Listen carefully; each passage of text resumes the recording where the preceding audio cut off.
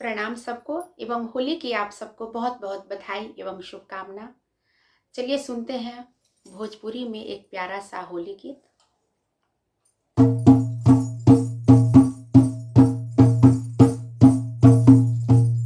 राम जी आइले जनकपुर, रंगवा खेले भरपूर। राम जी आइले जनकपुर, रंगवा खेले भरपूर। राम जी आइले जनकपुर, रंगवा खेले भरपूर। रंगवा खेले भरपूर। राम जी आइले जनकपुर, रंगवा खेले भरपूर। राम जी आइले जनकपुर, रंगवा खेले भरपूर। राम जी आइले जनकपुर।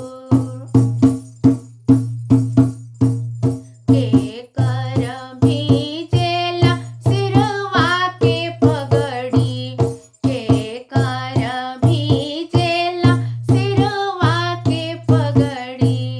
के कर भिजेला सेनुर, हो के कर भिजेला सेनुर। राम जी आइले जनकपुर, रंगवा खेले भरपूर। राम जी आइले जनकपुर, रंगवा खेले भरपूर। राम जी आइले जनकपुर।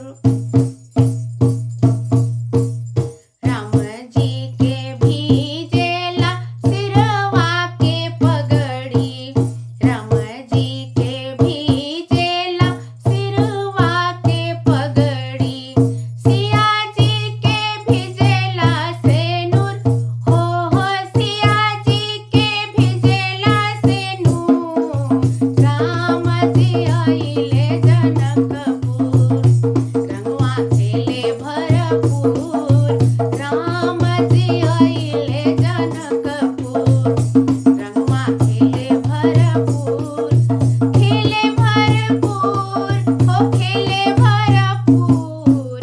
राम जी आइले जनकपुर, रंगवा खेले भरपूर। राम जी आइले जनकपुर, रंगवा खेले भरपूर। राम जी आइले जनकपुर, रंगवा खेले भरपूर। फिर से आप सबको होली की बहुत बहुत बधाई एवं शुभकामना। हैप्पी होली।